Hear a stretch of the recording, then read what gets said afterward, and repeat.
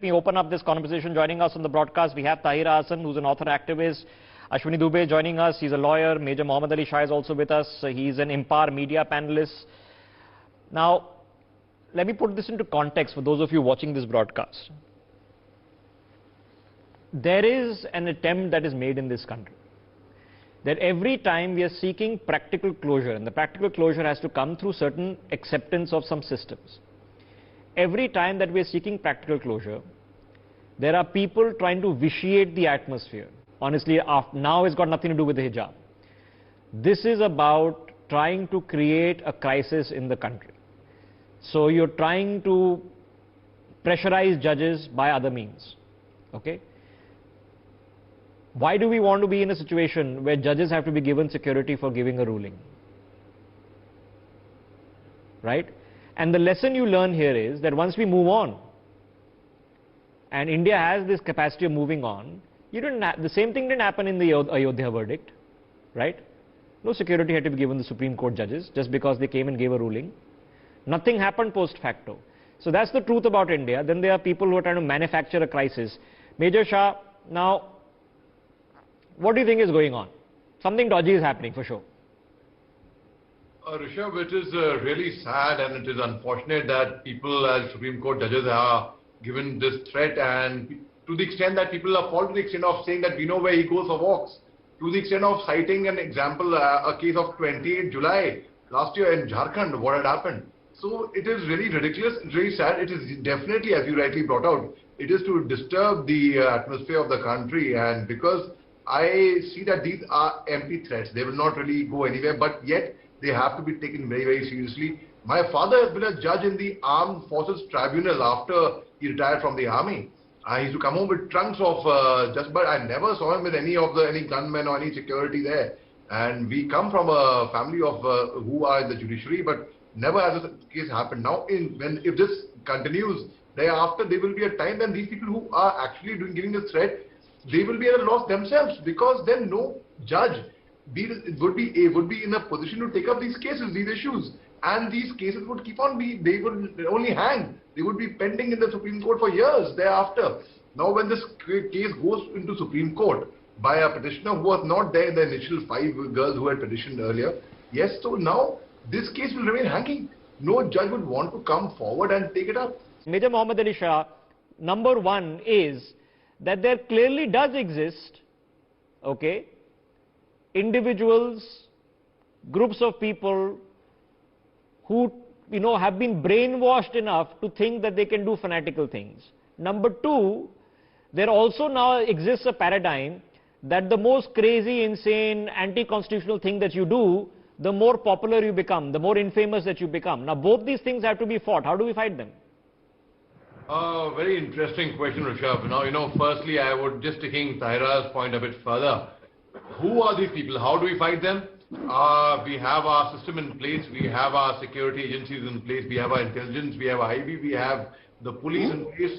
What are they doing? Now, when the Chief Minister Basaraj Bomnai, he has given an order of Y plus security to the judges. Yes, Chief Justice Rituraj Avasthi should be, and either ways, I see no reason why a judge, just because he has to give a verdict, has to be given security. That is like very ridiculous. Now also, when lawyer Umapati S, when he received the video message on WhatsApp, I think it's rather foolish of whoever has given the video message in Tamil from Madurai, so to say, when Jamal Muhammad Usmani along with somebody else is arrested. It's very easy, if I have to join the dots, to actually get it from where did the message originate. It's not very difficult to get hold. If the police wants to arrest that person, they can arrest it, and they should be brought to the book. Because if they are not brought to the book, what will happen is, Muslims in per se do not support this kind of nonsense.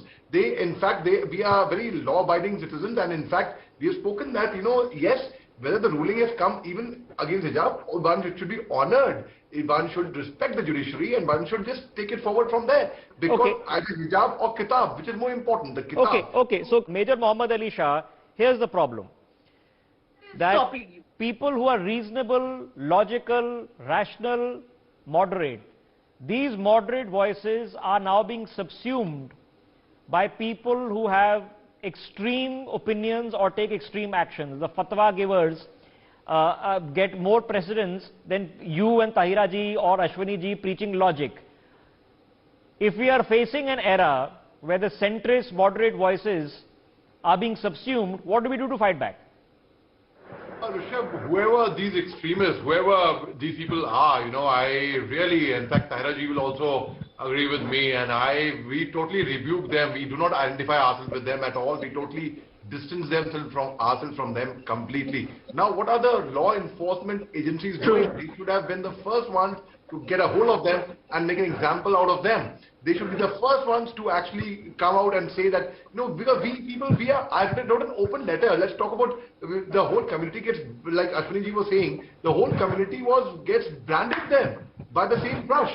I wrote an open letter to Major Mohammed, the terrorist outfit. You read that letter, in fact, when the Pulwama attacks took place.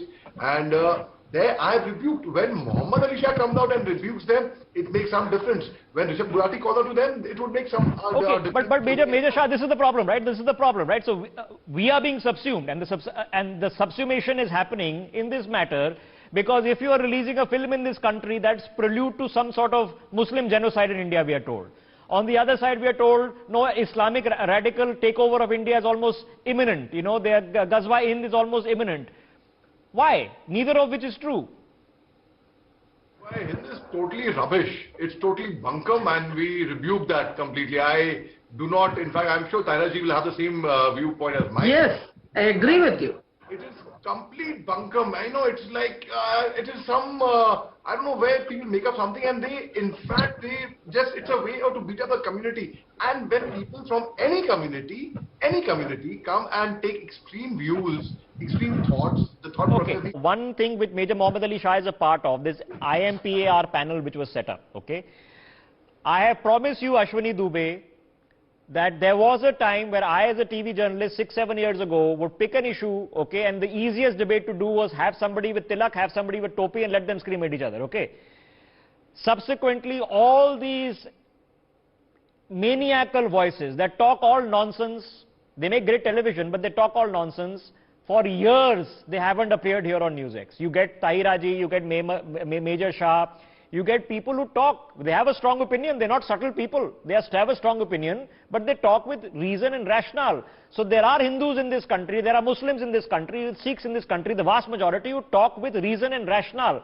The problem here, Major Mohammed Ali Shah, is that we have a younger generation, okay? We have to understand that they have other mediums these days, WhatsApp forwards, and it's Instagram, and it's, I don't know how much of Facebook anymore. And there is an attempt made to create a psychosis fear. Now take the example of what happened in JNU. Somebody mentioned JNU here, right? We took one guy who was, a local student leader, made him so infamous that he became a CPM ticket bearer to contest elections. He lost, but he became a CPM ticket bearer. So the lesson learned by these student leaders was the more provocative things you do, the more famous you become. How do we unlearn that lesson, Major Shah? Unfortunately, Rishabh, what you said is very, very true. And in fact, there was a time when Neha Dhupia had spoken over almost 2 decades back that only sex and Shah Rukh Khan sells. And now it's the other way around. Now it's hate sells.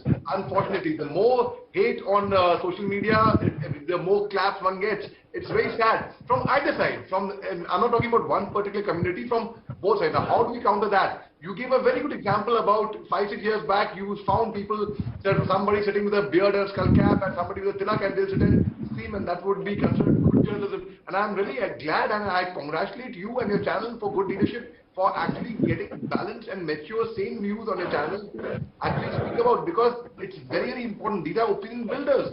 People who hear us, they will actually form their opinions based on what they see on television. They get influenced. People get influenced by these things. So now, how do we counter that? We counter it by the way you are moving ahead. That's the only way. Yes, unfortunately, we are a minority. We have had a discussion earlier in the sense, not community. We are a minority in the sense of sane journalism over here. That's why you can have Ravan journalism where you have 10 people sitting on a panel with skull caps and tilak and only one person talking and they're shouting at each other, and it would be good entertainment and good PR. No, but it's great TV, no, because I don't understand.